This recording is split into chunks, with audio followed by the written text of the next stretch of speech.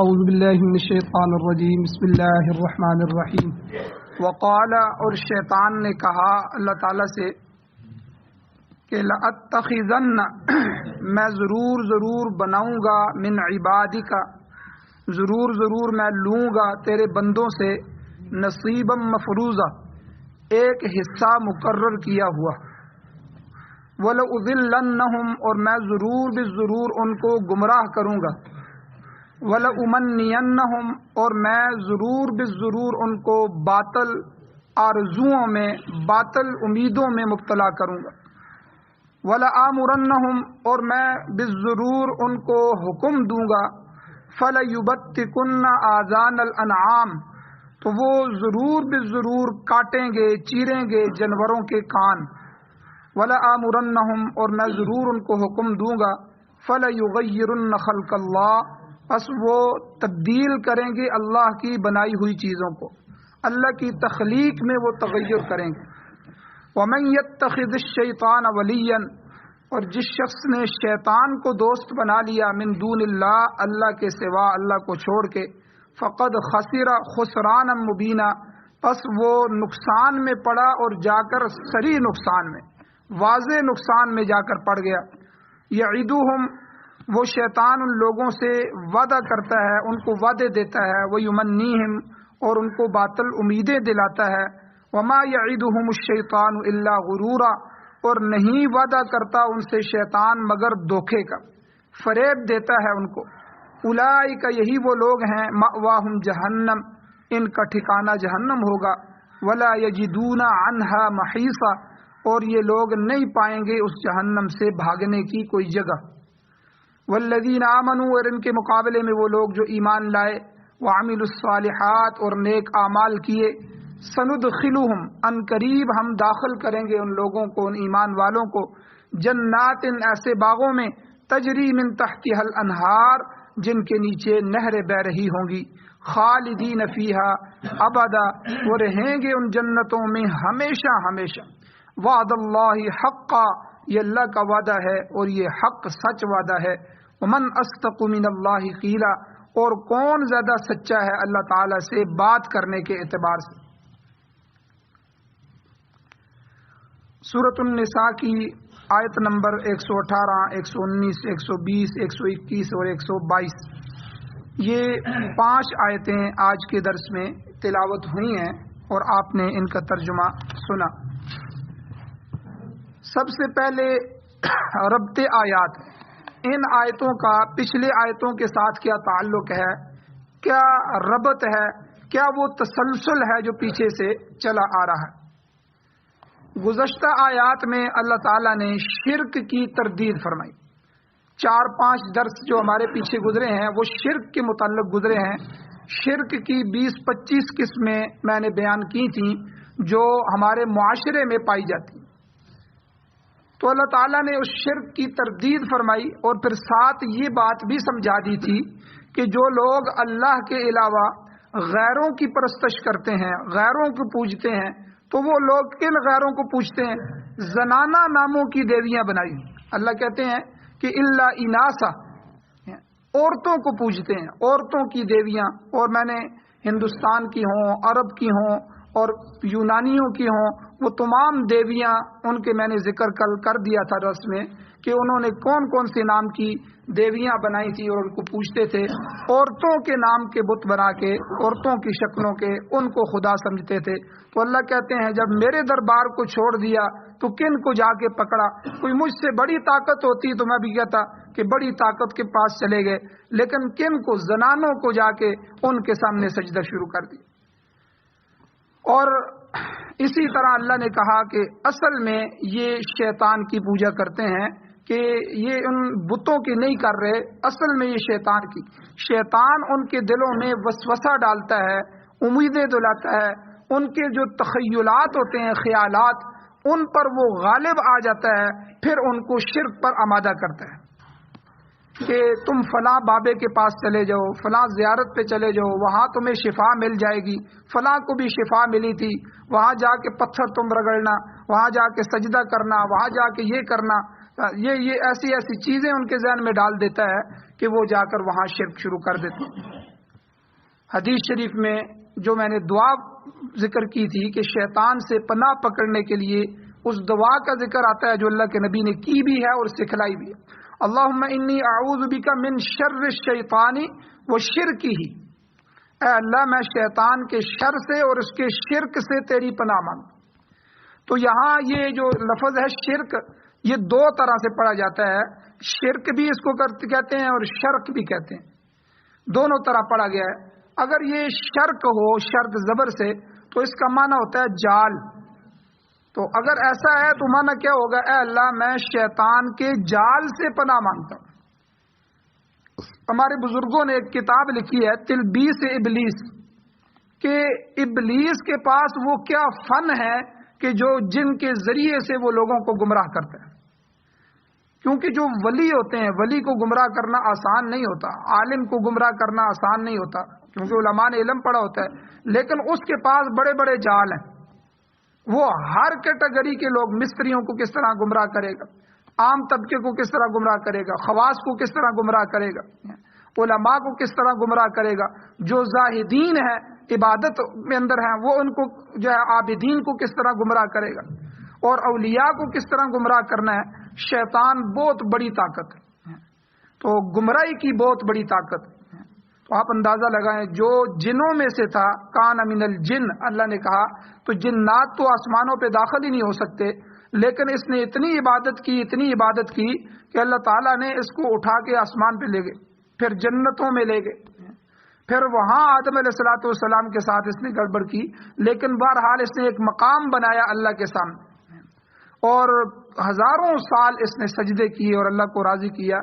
پھر جب آخر میں اللہ تعالیٰ نے انسان بنانے کی کوشش کی کہ انسان بناؤں گا، میں ایک نئی مخلوق بناؤں گا کہ جو میرے خلیفہ ہوں گے، تو اس وقت یہ بدبخت بگڑ گیا کہ میں تو اس لیے کر رہا تھا کہ اللہ تعالیٰ مجھے اپنا نائب بنائیں گے. تو بہرحال تو یہ اس نے ہر زمانہ دیکھا ہے، ہر نبی کا زمانہ دیکھا ہے، قیامت تک کے لیے اللہ سے مہلت مانگی ہے، تو اس لیے اس کے پاس جال بھی بڑے ہیں. تو یہاں شرک اگر ہو تو شرک ہی، تو اس کا معنی یہ ہوگا کہ اے اللہ میں شیطان سے، اس کی شر سے اور اس کے جالوں سے پناہ مانگتا ہوں، جو ہر قسم کے جال اس نے بن رکھے ہیں، بنا رکھے ہیں کہ جن کے ذریعے سے.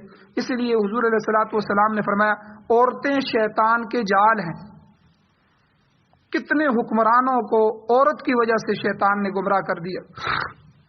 کتنے انسان ہیں جن کو عورت کی محبت میں ڈال کے ملک کے راز دشمن کے حوالے ہو جاتے ہیں، اور کتنا انسان جو ہے وہ وہاں بے بس ہو جاتا ہے. تو اس لیے ہر طرح کے جال وہ استعمال کرتا ہے.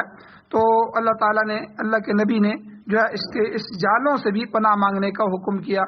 اور اگر اس کا شرک معنی نہ ہو بلکہ شرک لفظ ہو تو اس کا وہی معنی ہے کہ جو انسان جو ہے لوگوں کو بہکا کے شیطان انسانوں کو وہ شرک کرواتا ہے، غیر اللہ کے سامنے لے جاتا ہے، ان کے دربار میں جا کے جھکا دیتا ہے، ان سے حاجتیں اور منتیں مانگنے کا حکم دیتا ہے اور لوگ چلے بھی جاتے ہیں. تو یہ اس سے بھی اے اللہ میں پناہ مانگتا ہوں. سورہ نحل کے اندر آگے موجود ہے کہ شیطان کا غلبہ کن لوگوں پر ہوتا ہے.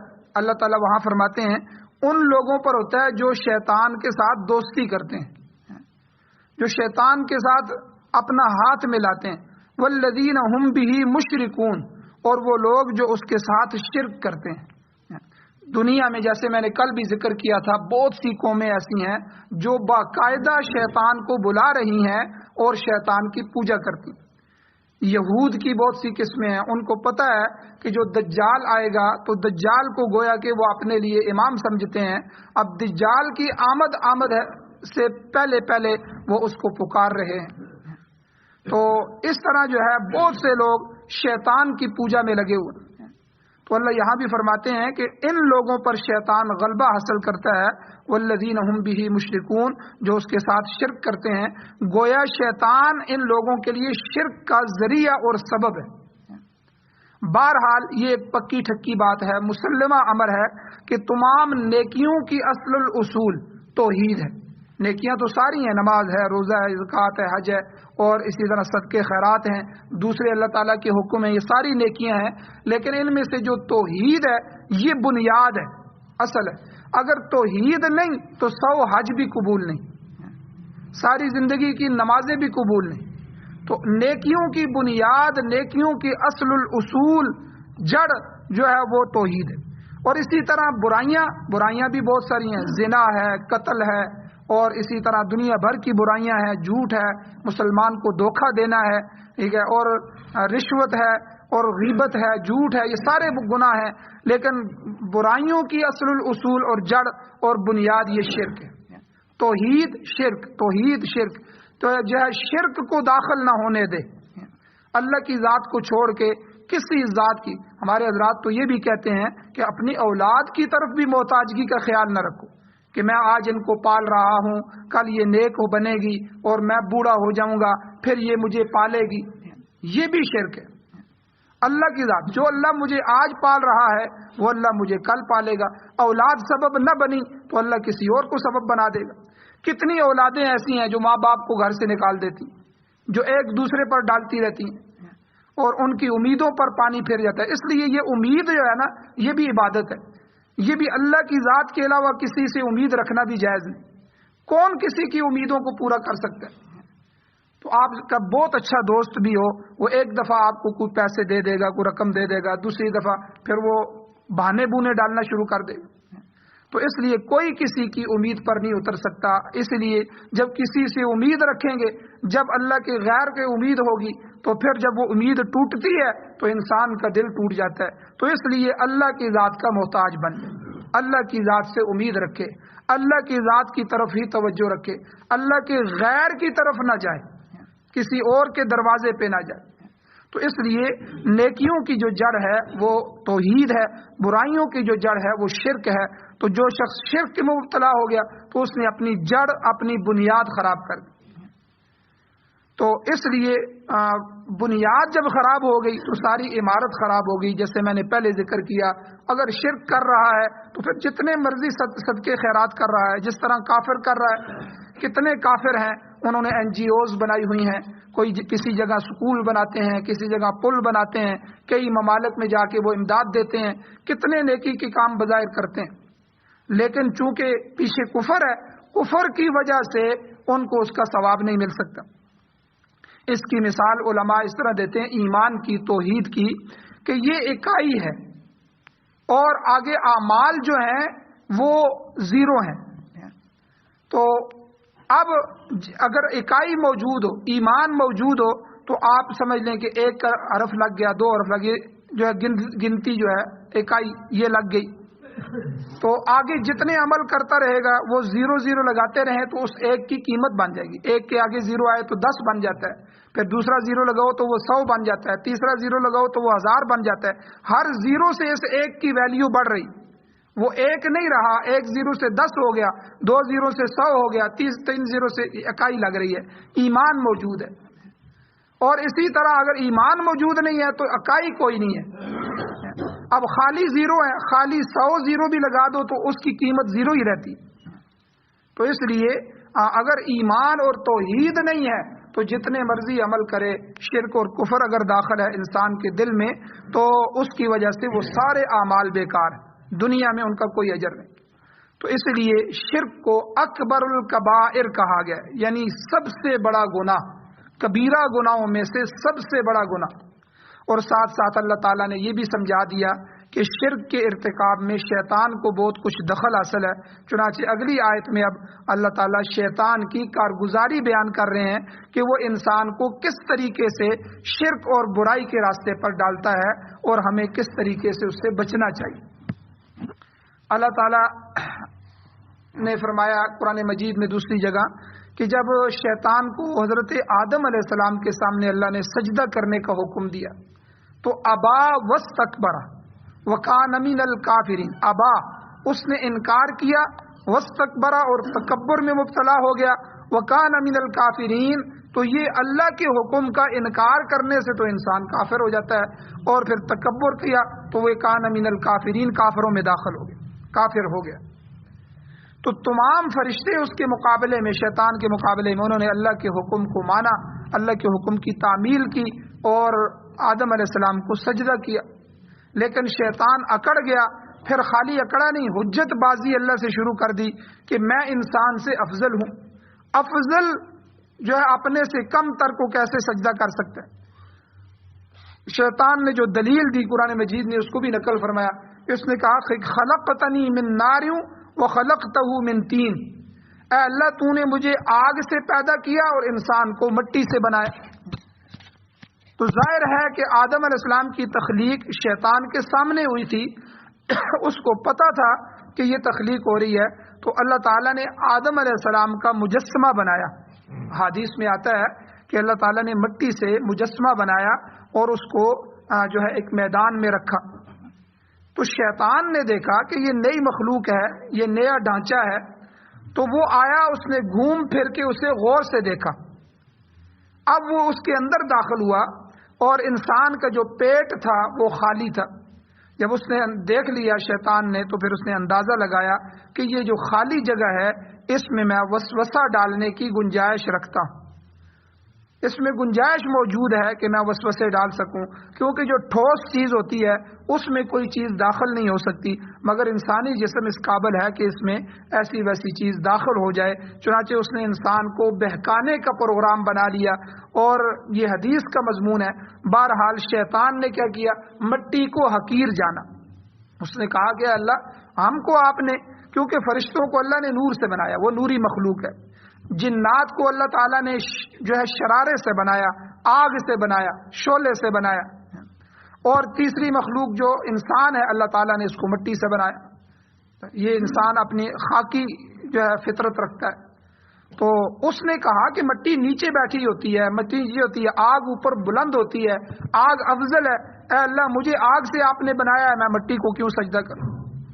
بشار ابن برد کا ایک شعر ہے عربی میں، اس نے ابلیس کے جو اس نے کہا تو اسی کو ترجمہ اس نے کیا ہے. شعر لکھا: ابلیس افضل من ابیکم آدم فتبینوا یا معشر الاشرار. اے شریروں کے گروہ یاد رکھو ابلیس تمہارے جد امجد آدم علیہ السلام سے افضل ہے. یعنی اس نے کہا کہ النار عنصرہ وآدم طینہ والطین لا یسم سم النار. ابلیس کا جو عنصر ہے، جو مادہ ہے، وہ آگ ہے جو افضل ہے، اور آدم مٹی سے ہے، اور مٹی آگ کی بلندی حاصل نہیں کر سکتی. جو آگ بلند اوپر کی طرف جاتی ہے، مٹی ایسا نہیں کر سکتی. یہ بہرحال شیطان کا فلسفہ تھا جو اس نے اللہ کے سامنے پیش کیا کہ آدم مٹی ہے، اور مٹی تو مخذول ہوتی ہے، قدموں کے نیچے ہوتی ہے، لہٰذا میں اس بلند ہو کے ایک پست چیز کو کیسے سجدہ کروں، اس کے سامنے میں کیسے جھک سکوں. شیطان کو اصل میں دھوکہ ہوا، حالانکہ مٹی میں اتنی بڑی صفت ہے عاجزی کی، مٹی کے اندر عاجزی ہے، تو مگر اس خاکی عنصر میں جو برتری پائی جاتی ہے یہ عاجزی والی، یہ دوسری وہ کسی دوسرے عنصر میں ایلیمنٹ میں نہیں پائی جاتی. امام ابن قیم رحمۃ اللہ علیہ بہت بڑے امام گزرے ہیں، انہوں نے اپنی ایک کتاب میں 15 وجوہات لکھی ہیں جن کی بنا پر مٹی کو آگ پر فوقیت حاصل ہے. 15 وجہ.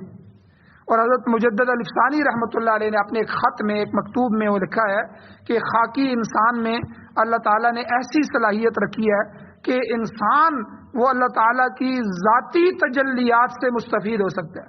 جو اللہ کی ذات کی تجلیات ہیں اللہ تعالیٰ اس پہ ڈال سکتے ہیں، وہ کمال حاصل کر سکتا ہے. اور جو ہے باقی جتنی بھی مخلوق ہیں، ملائکہ اور فرشتے بھی، وہ اللہ کی ذاتی تجلیات سے نہیں بلکہ اس کی صفاتی تجلیات سے مستفید ہو سکتے ہیں. تو اللہ تعالیٰ نے انسان میں اس قدر کمال رکھا ہے، مگر شیطان نے اس کی عظمت کو نہ پہچانا، لہذا اللہ تعالیٰ کی بارگاہ میں اس نے سجدے سے انکار کیا. ابا واستکبر، اور تکبر میں مبتلا ہوا. وکان من الکافرین، کافروں میں سے ہو گیا، اللہ کے بارگاہ میں مردود ہو گیا اور ملعون ٹھہرا. اللہ نے کہا کہ تیرے اوپر ہمیشہ کے لیے میری لعنت. تو اس نے اس وقت اللہ تعالیٰ سے یہ جملے کہے تھے کہ فَبِمَا أَغْوَيْتَنِي، جس کی وجہ سے اے اللہ تو نے مجھے گمراہ ٹھہرایا. ظاہر بات ہے آدم وجہ بنے، میں تو عبادت کر رہا تھا، یہاں تک میں نے پہنچا، میں نے تیرا مقام حاصل کیا، تیرے قریب جو ہے پہنچا، تیری قربتوں کو تلاش کیا، اور یک دم دھڑام سے آپ نے مجھے نیچے گرا دیا، تو وجہ تو آدم بنے. فَبِمَا أَغْوَيْتَنِي، تو جس کی وجہ سے آپ نے مجھے گمراہ ٹھہرایا ہے. لَأُزَيِّنَنَّ لَهُمْ فِي الْأَرْضِ، آپ ان کو زمین میں بھیج رہے ہیں تو مجھے بھی زمین میں بھیج رہے ہیں. ایک تو اس نے اللہ سے مہلت مانگی، الی یوم یبعثون، جس دن اٹھایا جائے گا، اے اللہ اس دن تک مجھے مہلت دیں، مجھے زندگی عطا فرمائیں۔ تو اللہ نے کہا کہ ٹھیک ہے۔ تو اس نے کہا کہ میں کروں گا کہ آپ ان کے ساتھ، ان آدم کی اولاد کے ساتھ، لَأُزَيِّنَنَّ لَهُمْ فِي الْأَرْضِ، میں ان کو دنیا مزین کر کے دکھلاؤں گا، یہ دنیا ہی دنیا ہے، یہ پلاٹنگ ہو رہی ہے، یہ فلاں ہو رہا ہے، ان سے میں ان کا دل اسی میں لگا دوں گا، دنیا کو ان کے لیے، اولادوں کو ان کے لیے مزین کر دوں گا، گھروں کوٹھیوں بنگلوں کو ان کے لیے مزین کر دوں گا، وَلَأُغْوِيَنَّهُمْ أَجْمَعِينَ، میں ان سب کو گمراہ کروں گا۔ یہ اس نے اللہ سے وعدہ کیا اس وقت، جس وقت اللہ نے اپنے دربار سے اس کو راندہ درگاہ کیا، اس کو مردود کر دیا، رد کر دیا، اور اللہ نے ملعون کر دیا، تیرے اوپر میری لعنت ہے قیامت تک۔ تو اس نے کہا کہ جس آدم کی وجہ سے آپ نے یہ کیا ہے، مجھے مہلت دیں، میں اس کو گمراہ کروں گا۔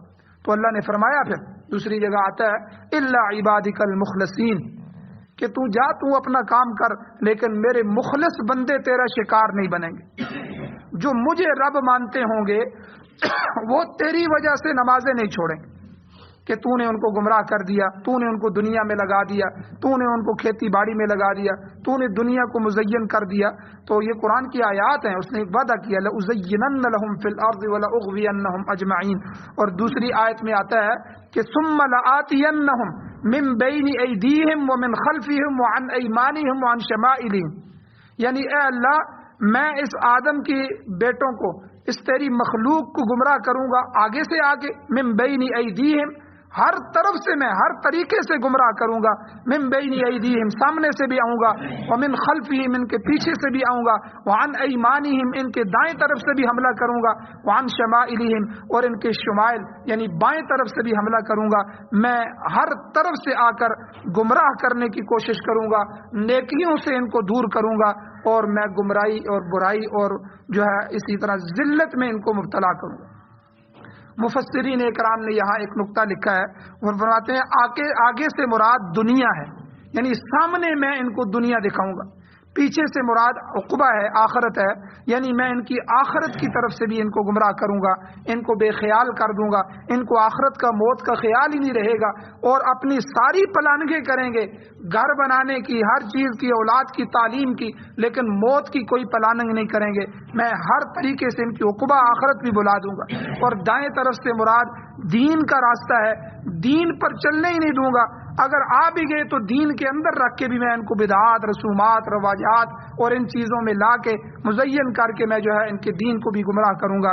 اور بائیں طرف سے خواہشات کا راستہ، یعنی بائیں طرف سے جو آؤں گا، ہر انسان کے اندر ایک خواہش ہوتی ہے، جائز خواہشات جو ہے وہ آدمی اگر جائز طریقے سے پورا بھی کرے، بلکہ ضروری بھی ہے کہ اپنی کمائی کرے، اپنے بچوں کے لیے مکان بنائے، اپنے، یہ تو جائز ضرورتیں ہیں، لیکن میں ان خواہشات کے ذریعے بھی ان کو گمراہ کروں گا، اس کو اتنا بڑھاؤں گا کہ یہ نہ ان کو پورا کر سکیں گے، اور موت آ جائے گی، اور ان کی خواہشات، امیدیں، آرزویں، یہ تمنائیں، یہ ساری کی ساری ادھوری رہ جائیں گی، انسان کو بے بس کر دوں گا۔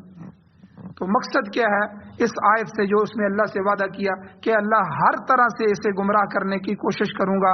اور یہ بات قرآن میں اللہ نے فرمایا کہ شیطان نے قسم اٹھا کر کہی تھی، تو اللہ تعالیٰ نے سمجھا دیا کہ شیطان انسان کا ازلی دشمن ہے، ہمیشہ والا دشمن ہے۔ بعض دوسری صورتوں میں اس مضمون کی وضاحت کی گئی ہے، سورہ یاسین کے اندر اللہ تعالیٰ انسانوں کو مخاطب کر کے فرماتے ہیں، سورہ یاسین میں آپ نے آیت پڑھتے بھی ہیں، الم اعہد الیکم یا بنی آدم اللہ تعبدوا الشیطان انہ لکم عدو مبین، اے بنی آدم کیا میں نے تم سے یہ عہد نہیں لیا تھا؟ الم اعہد الیکم، جب عالم ارواح میں اللہ نے ہم سب سے وعدہ لیا کہ میں تمہارا رب نہیں ہوں، سب نے کہا کہ اللہ آپ رب ہیں، دنیا میں جا کے کیا کرو گے؟ اللہ تمہاری عبادت کریں گے، تو کیا میں نے تمہیں سمجھایا نہیں تھا، وعدہ نہیں لیا تھا؟ الم اعہد الیکم یا بنی آدم، اے آدم کے بیٹو، اے آدم کی اولاد، اللہ تعبد الشیطان، کہ تم شیطان کی عبادت نہ کرنا، اس کی پوجا نہ کرنا، یہ وعدہ نہیں لیا تھا؟ انہ لکم عدو مبین، بے شک وہ تمہارا کھلا دشمن ہے، کھلا دشمن ہے، سامنے آ رہا ہے، ہر چیز اس کی پتہ بھی ہے تمہیں۔ اور سورہ فاطر اس میں فرمایا ان الشیطان لکم عدو فاتخذوہ عدوا، شیطان تمہارا کھلا دشمن ہے، لہذا اسے دشمن ہی سمجھو، اس کو دشمن بناؤ۔ یہ بڑا خطرناک دشمن ہے جو نظر بھی نہیں آتا۔ نظر آنے والا دشمن، اس سے تو بندہ بچاؤ بھی کر سکتا ہے کہ یہ میرا دشمن کھڑا ہے، میں اس راستے سے بچ جاؤں، میں ادھر سے چلا جاؤں یا اپنی حفاظت کروں، لیکن جو نظر نہ آنے والا ہے وہ زیادہ خطرناک ہوتا ہے۔ تو یہاں بھی کہ اس کا خطرہ رہتا ہے کہ نامعلوم پتہ نہیں کس طرف سے حملہ کرے۔ شیطان اور اس کی ذریت تمہیں دیکھ رہی ہے مگر من حیث لا ترونہم، تم انہیں نہیں دیکھ سکتے۔ اللہ تعالیٰ نے ایسا غیب کا پردہ رکھ دیا ہے کہ انسان جنات کو اور فرشتوں کو دنیا میں نہیں دیکھ سکتا، حالانکہ ہمارے ارد گرد ہمارے ساتھ فرشتے بھی موجود ہیں اور ارد گرد جنات بھی موجود ہیں۔ تو اللہ نے پردہ رکھ دیا۔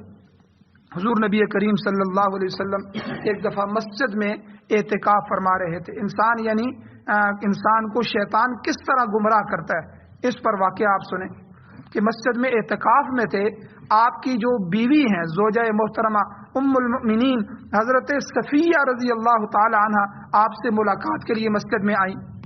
کوئی کام تھا تو حضور کے سے ملنے کے لیے مسجد میں آئیں۔ کچھ دیر حضور علیہ السلام کی اور ان کی آپس میں باتیں ہوئیں جو بات ہونی تھی۔ جب وہ واپس جانے لگیں تو حضور علیہ السلام انہیں چھوڑنے کے لیے مسجد کے دروازے تک آئے۔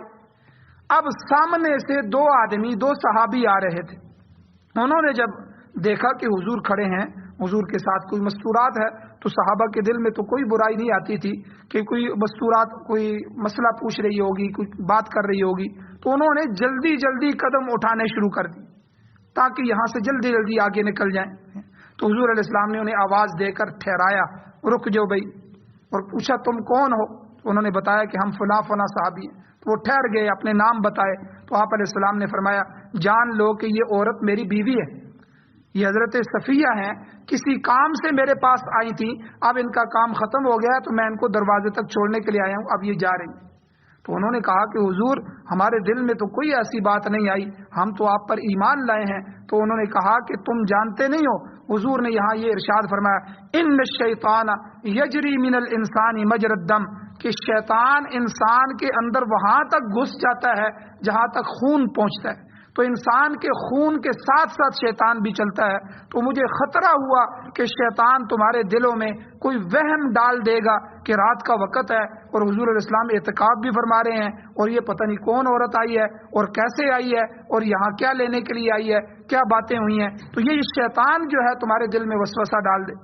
تو حضور علیہ السلام نے شیطان کی شیطانیت سے آگاہ کر دیا کہ یہ انسان کی رگوں میں خون کی طرح دوڑتا ہے، یہ خون کی طرح باریک سے باریک نسوں تک بھی پہنچ جاتا ہے اور پھر وہاں جا کے دل پہ وسوسے ڈالتا ہے۔ یہ اس کے پاس خطرناک ترین ہتھیار ہے۔ اللہ نے اسی لیے جہاں سورہ ناس کے اندر آخری صورت میں پناہ مانگنے کا حکم دیا تو الذی یوسوس فی صدور الناس، اے اللہ ہم ان لوگوں سے یا شیطان سے پناہ مانگتے ہیں جو وسوسہ ڈالتا ہے فی صدور الناس، لوگوں کے دلوں میں۔ تو یہ اس کا ہتھیار۔ تو بہرحال یہ ساری چیزیں شیطان کے متعلق یاد رکھنی چاہیے کہ وہ ہمارا ازلی ابدی دشمن ہے، اس لیے اس سے بچنے کی کوشش کرنی چاہیے۔ باقی شیطان کا حصہ کیا ہے جو اس نے یہاں اللہ تعالیٰ سے لینے کا وعدہ کیا، انشاءاللہ کل کے درس میں بیان کیا جائے گا۔ اللہ تعالیٰ سے دعا ہے اللہ ہمیں عمل کی توفیق عطا فرمائے، آمین۔ الحمدللہ رب العالمین، والعاقبۃ للمتقین، والصلاۃ والسلام علی رسولہ النبی الامی الکریم۔ یا اللہ ہماری کمیوں کوتاہیوں کو معاف فرمائیے، درگزر فرمائیے، صغیرہ کبیرہ گناہوں کو معاف فرمائیے، اپنا رحم کرم فضل والا معاملہ فرمائیے۔ یا اللہ اپنی کامل اتباع نصیب فرمائیے، حضور علیہ السلام کی محبت اور اتباع نصیب فرمائیے۔ یا اللہ قرآن و سنت سے محبت نصیب فرمائیے، قرآن و سنت کا غلبہ نصیب فرمائیے، قرآن و سنت کو پوری دنیا میں پھیلانے کی توفیق عطا فرمائیے۔ یا اللہ قرآن و سنت کی بالادستی نصیب فرمائیے۔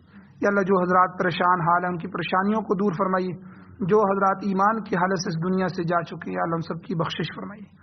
یا اللہ ہماری دعاؤں کو میں اپنے فضل و کرم سے قبول فرمائیے۔ صلی اللہ تعالی علی خیر خلقہ محمد و آلہ و صحبہ اجمعین برحمتک یا ارحم الراحمین۔